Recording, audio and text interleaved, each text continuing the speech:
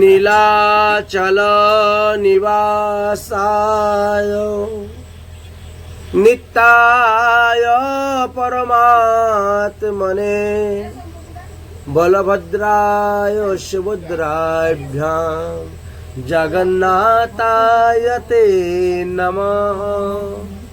সুধী ভক্তবৃন্দগণ, আগামীকাল শ্রী জগন্নাথের স্নান যাত্রা পড়েছে, তাই না? আগামীকাল হলো জ্যৈষ্ঠী পূর্ণিমা, জ্যৈষ্ঠী মাসের পূর্ণিমা। যদিও আমাদের আষাঢ় মাস আরম্ভ হয়ে গিয়েছে, আষাঢ় মাসের বেশ কিছুদিন চলেও গিয়েছে, কিন্তু দুইভাবে আমাদের মাস গণনা করা হয়। আষাঢ় মাসে 14 দিন আজকে চলে যাচ্ছে। এক হলো সৌরমাস্য আর এক হলো চান্দ্রমাস্য। সৌরমাস্য অনুসারে 365 দিনে এক বৎসর, আর চান্দ্রমাস্য অনুসারে 360 দিনে এক বৎসর হয়ে থাকে, বুঝলেন? এই যে প্রতি বৎসর 5 দিন করে বাড়ে, এর সমস্যা সমাধান করার জন্য আমাদের একটা অধিক মাস হয়ে যায় কিছুদিন পর পর। আর না হলে ওই তিথিগুলা তো বাড়তে বাড়তে তখন আষাঢ় মাসেরটা শ্রাবণ মাসে চলে যাবে, শ্রাবণ মাসেরটা ভাদ্র মাসে চলে যাবে, এরকম হয়ে যায়। তো যাই হোক, তাহলে এবার আমাদের আগামী করল জগন্নাথের রথযাত্রা। কিন্তু জগন্নাথের উৎপত্তি কোথায় হয়েছিল জানেন? জগন্নাথের মূল উৎপত্তি, জগন্নাথের রূপে প্রকট হয়েছিলেন দ্বারকাতে। দ্বারকাতে পরে তো রাজা ইন্দ্রদ্যুম্ন পেয়েছেন নীলমাধব রূপে, কিন্তু দ্বারকাতে হয়েছিল প্রথমে। দ্বারকার যে কৃষ্ণ, তিনি দ্বারকায় যখন থাকতেন, রাজত্ব করতেন, তো একদিন রাত্রে বসে রাধা রাধা রাধা রাধা নাম জপ করতে শুরু করেছেন। আমার ধন রাধা শ্রী রাধা শ্রী রাধা, জীবন ধন রাধা রাধা রাধা রাধা রাধা, পরম ধন রাধা শ্রী রাধা শ্রী রাধা। রাধা রানীর লীলার কথা যখন স্মরণ হতো, তখন হৃদয়টা একেবারে প্লাবলিত হয়ে যেত বন্যার। তখন তিনি রাধা রাধা বলে কাঁদতেন দ্বারকায়, বললেন। 16,108 জন স্ত্রী, কিন্তু তার মধ্যে কারো নাম রাধা নাই, নাম। কিন্তু যখন গোবিন্দ রাধা রানী রাধা রাধা বলে কাঁদতে শুরু করেছেন, তখন সবাই চিন্তা করলেন, রাধা আবার কে? আমরা এতজনে কি কৃষ্ণকে রাধার সমান প্রেম দিতে পারছি না? আমরা যেমন নারী, রাধাও তো একটা নারী, তো সেই কৃষ্ণকে এতটাই ভালোবাসা দিল, এতটাই প্রেম দিল, যে আমরা 16,108 জন থাকা সত্ত্বেও আমাদের নাম নিয়ে কখনো কাঁদেন না, হাসেন না, কিছু না, রাধা রাধা বলে কাঁদছে। সেই রাধা কে? আমাদেরকে জানতে হবে, জানতে হবে। পরের দিন সকালবেলা সবাই দেবকীর কাছে গিয়ে উপস্থিত হয়েছে, 16,108 সবাই। ওমা, গতকালকে রাত্রে আপনার ছেলে রাধা রাধা রাধা রাধা বলে কেঁদেছেন, তাই আমরা জানতে চাই সেই রাধা রানীকে, তার সম্পর্কে আপনি যাহা যাহা জানেন সব আমাদের কাছে বলুন। দেবকী বলছেন, আমি শুনেছি রাধারানী হলেন বিষভানু নন্দিনী, বিষভানু মহারাজের কন্যা হলেন রাধারানী। ছোটবেলাতে রাধা কৃষ্ণ তারা দুজনের প্রেম ছিল, ভালোবাসা ছিল, খেলাধুলা একসঙ্গে করতেন, লেখাপড়া করতেন, নাচ গান করতেন একসঙ্গে। বাবা, এর থেকে বেশি তো আমি কিছু জানি না, কারণ আমি তো কংসের কারাগারে বন্দী ছিলাম, আমি তো এর থেকে বেশি জানি না। তবে রোহিণী জানে, কারণ রোহিণী নন্দালয়ে ছিল, নন্দগ্রামে ছিল, গোকুলে ছিল, বৃন্দাবনে ছিল, রোহিণী ছিল। অতএব রোহিণী কৃষ্ণের বাল্যলীলা সম্পূর্ণভাবে জানেন। আমি তো কৃষ্ণকে পেয়েছি 11 বছর 7 মাস 3 দিন পরে। অতএব এর আগের লীলা তো আমি কিছুই জানি না। যদি রাধারানী সম্পর্কে কিছু জানতে চাও তাহলে যাও, রোহিণী মায়ের কাছে যাও তোমরা। তখন সবাই মিলে রোহিণী মায়ের কাছে গিয়েছেন। গিয়ে বলছেন, ওমা, আপনার ছেলে কালকে সারা রাত রাধে রাধে রাধে রাধে বলে ডাকছেন আর কান্না করছেন। অতএব সেই রাধা রানীর তত্ত্বকথা লীলা কথা আমাদের নিকটে বর্ণন করো, বর্ণন করো, আমরা শুনতে চাই। তখন তিনি বললেন যে দেখো, আমি তো ছেলের সমস্ত লীলা কথাই দেখেছি, শুনেছি, আর তোমাদের কাছে তো বলবো, কিন্তু বলতে গিয়ে যদি আমার ছেলে এসে শুনে ফেলে তাহলে কি আমি লজ্জায় মুখ দেখাতে পারবো? আচ্ছা, তার বাল্যলীলাটা না হলে আমি বলেই দিলাম, কিন্তু রাসলীলার কথা তখন বলবো।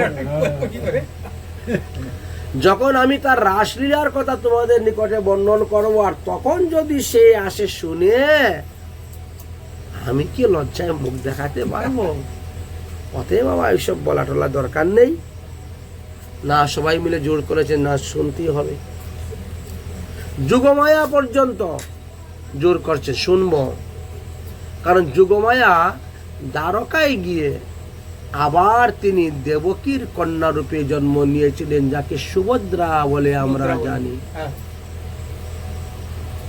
জগন্নাথ, বলরাম, সুভদ্রা। এই সুভদ্রাকে যুগমায়া কৃষ্ণলীলা আস্বাদন করার জন্য যশোদার গর্ভে তো জন্ম নিয়েছিলেন, কিন্তু কৃষ্ণলীলা আস্বাদন করতে পারেন নাই। কংসের যখন পায়ে ধরে আছাড় মারতে গিয়েছিল, হাত থেকে পিছকে তো অষ্টভুজা রূপ ধারণ করে তিনি বিন্ধ্যাচল পর্বতে চলে গিয়েছিলেন বিন্দুবাসিনী রূপে। এই জন্য বৃন্দাবন লীলা তিনার দ্বারা দেখা হয় নাই, তিনি আস্বাদন করতে পারেন নাই। আজ তিনারও ইচ্ছা যে আমিও তাহলে দাদার বাল্যলীলা শ্রবণ করব। ওমা, তুমি বলো। বলে, বলবো কেমন করে? বলে, দরজা বন্ধ করে। বলে, এই তো দরজা বন্ধ করে বললে দরজার সামনে কেউ দাঁড়িয়ে থাকলে দেখতে পাবো, অথচ শুনতে তো পাবে। যে দরজার সামনে দাঁড়িয়ে আছে সেটা শুনতে পাবে। সুতরাং দরজা বন্ধ করে বলা যাবে না। সুভদ্রা তখন বলল, আমি তাহলে দরজায় দাঁড়িয়ে পাহারা দিব। দরজা বন্ধ করে দরজার সামনে দাঁড়িয়ে আমি পাহারা দিব, আর তুমি ভিতরে বৌদিদের কাছে শোনো, বলো লীলার কথা, আমিও শুনতে পাবো। যদি দেখি দাদা আসতেছে, আমি পট করে দরজা খটখটাবো, তোমরা ভিতরে কথা বন্ধ করে দিও, বন্ধ করে দিও। এটি হলো সুভদ্রার বুদ্ধি, সুভদ্রার যুক্তি। সেই যুক্তি অনুসারে দরজা বন্ধ করে শুরু হয়েছে কৃষ্ণলীলা। শ্রীকৃষ্ণের জন্ম থেকে আরম্ভ করে কৃষ্ণলীলা বলতে বলতে বলতে বলতে রাসলীলা পর্যন্ত পৌঁছে গেছেন। ভগবান তো আর থাকতে পারছেন না, কারণ ভগবানের একটা প্রতিজ্ঞা আছে নারদ মুনির কাছে, নাহম বসামি বৈকুণ্ঠে যোগিনাম হৃদয়ে নচ মদ ভক্ত যত্র গায়ন্তী তত্র তিষ্ঠামি নারদা। যেখানে আমার ভক্তগণ আমার লীলা কথা বর্ণন করবে, কীর্তন করবে, আমি সেখানেই গিয়ে উপস্থিত হই। তাই কৃষ্ণ তো দ্বারকার রাজদরবারে আর থাকতে পাচ্ছেন না। এদিকে রাজকার্য চলতেছে, বিভিন্ন প্রজাদের বিভিন্ন সমস্যা নিয়ে আসতেছে, আলোচনা হচ্ছে রাজকার্য, রাজসভা, কিন্তু এদিকে কৃষ্ণলীলা হচ্ছে বলে থাকতে পাচ্ছেন না। কৃষ্ণ তখন বলছেন উগ্রসেনকে, দাদু, আজকে রাজকার্যটা আপনি যেন তেন প্রকারে সামলিয়ে নেন, আমাকে একটা বিশেষ কাজ আছে, যেতেই হবে, এখন না গেলে হচ্ছে না। এই বলে উগ্রসেনের কাছ থেকে বিদায় নিয়ে কৃষ্ণ চলে এসেছেন। সুভদ্রা কৃষ্ণ লীলা শুনতে শুনতে শুনতে শুনতে কৃষ্ণ লীলার মধ্যে তন্ময় হয়ে গেছে, একদম তার কোনো বাহ্য জ্ঞানই নাই, কে আসছে কে যাচ্ছে কে দাঁড়াচ্ছে কোনো হুঁশই নেই। ভগবান শ্রীকৃষ্ণ রাজকার্য থেকে এসে সুভদ্রার ডাইন দিকে দাঁড়িয়েছেন, দাঁড়িয়ে তিনি কৃষ্ণ লীলা তিনার লীলা কথাই তিনি শুনতেছেন, কোনো কথা নাই বার্তা নাই, একেবারে চুপচাপ হয়ে গেছে। এদিকে বলরাম চিন্তা করলো কৃষ্ণ হঠাৎ কোথায় চলে গেল, ব্যাপারটা কি, দেখতে হবে তো কোথায় যাচ্ছে, ঘটনাটা কি, সে তো জানেন। হ্যাঁ কি কাজের জন্য। বলরাম তখন উগ্রসেনকে বলছে, দাদু তাহলে আপনি আজকের কার্যটা সামলিয়ে নিন, আমারও একটা বিশেষ দরকার আছে, এক জায়গায় যেতে হয়। বলে চলে এসেছে। বলরাম এসে সুভদ্রার বাম দিকে দাঁড়ায়। কৃষ্ণর হাত থেকে যে কখন সুদর্শন চক্র পড়ে গেছিল তাও তিনি জানতেন না। বৃন্দাবনের কৃষ্ণের হাতে ছিল বাঁশি, আর দ্বারকার কৃষ্ণের হাতে সুদর্শন চক্র।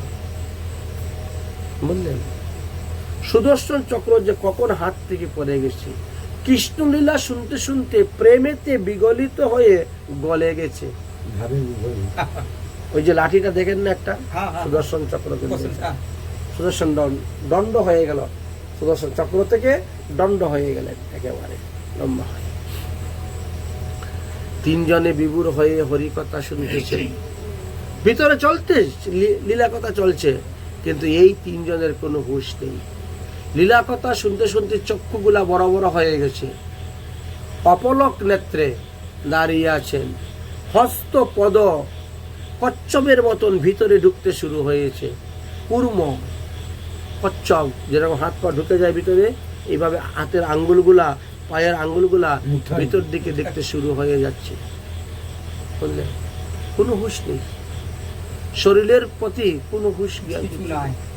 কিন্তু সেই সময়ে দৈবক্রমে দেবর্ষী নারদ বিনা বাদ্য করতে করতে তিনার ঢেকির মধ্যে বসে তিনি আসতেছেন দ্বারকায়। তিনি তো কীর্তন করে করে আসেন, ওই চুপচাপ তো আসেন না, সব সময় তো গুণগান করেন, হরি গুণগান করতে করতে আসছেন। আস্তে আস্তেই আকাশমার্গের থেকেই ওই ঢেকির উপরে বসে দেখতে, আরে এ আবার কি রূপ, এই রূপ তো আমি কখনো দেখিনি। পৃথিবীতে ভগবানের এত এত অবতার হয়েছে, কোন অবতারে কখনো এই রূপ তো দর্শন করি নাই, এ আবার কি রূপ, আশ্চর্য। তখন দেবর্ষী নারদ ওই ডাকতে, নারায়ণ নারায়ণ নারায়ণ নারায়ণ বলে জুড়ে জুড়ে বলতে শুরু করে, এ আবার কি রূপ দর্শন করলাম। যখন নারদ মুনির কণ্ঠস্বর শুনতে পেলেন, রোহিণী কথা বন্ধ করে, নারদ আসছে নারদ আসছে, কথা বন্ধ করে দিয়েছেন। কথা যখন বন্ধ করে দিয়েছেন তখন আস্তে আস্তে আবার স্বাভাবিক হয়ে গেছেন। কৃষ্ণ, বলরাম, সুভদ্রা তিনজন স্বাভাবিক হয়ে গেছেন। দরজা খোলা হলো, দরজা খোলার পরে সব বেরোলেন, বেরিয়ে সবার মতো চলে গেলেন। এবার নারদ মুনি বললেন, হে প্রভু, পৃথিবীতে আপনার যত অবতার লীলা, মন্বন্তর অবতার, যুগ অবতার, লীলা অবতার, গুণ অবতার, শক্তি অবতার, আবেশ অবতার সব আমি দেখেছি, কিন্তু এই রূপটা তো আমি দেখিনি। এই রূপে আপনি কবে পৃথিবীতে প্রকাশ হয়ে জীবকে কৃপা করবেন তাহা আপনি বলুন। তখন বললেন যে এই কলির প্রথম সন্ধ্যায়, এই কলির প্রথমেই আমি জগন্নাথ রূপে প্রকট হব। আজ তুমি আমাকে যে রূপে দেখেছ সেই রূপেই আমি প্রকট হব, প্রকট হয়ে ভক্তদের সঙ্গে লীলা করব। যদিও লোকে দেখবে আমার হাত নেই পাও নেই, কিন্তু অপ্রাকৃত হাতের দ্বারা আমি সেবা গ্রহণ করব, অপ্রাকৃত চরণের দ্বারা আমি ভক্তের সঙ্গে লীলা করব। বুঝেছেন, অপলক নেত্রে আমার তাকানোর কারণ হলো সব জীবকে সমানভাবে দয়া করব। তাই যারা আমার এই পুরুষোত্তম ক্ষেত্রে বাস করবে, তাদের বিচার আমি করব, জমের কোনো অধিকার নাই। মনেছেন? তাই কলির প্রথমেই আমি জগন্নাথ রূপে প্রকট হব। এই হলেন জগন্নাথ, বলরাম, সুভদ্রা, যাদের প্রকৃত রূপটা আমরা এখন দর্শন করতে পাচ্ছি। আগামী করল তাদের স্নান যাত্রা।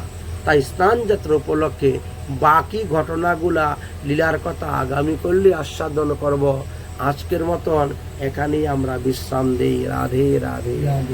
জয় জয় শ্রী গুরু জয় গৌর ব্রহ্মানন্দে।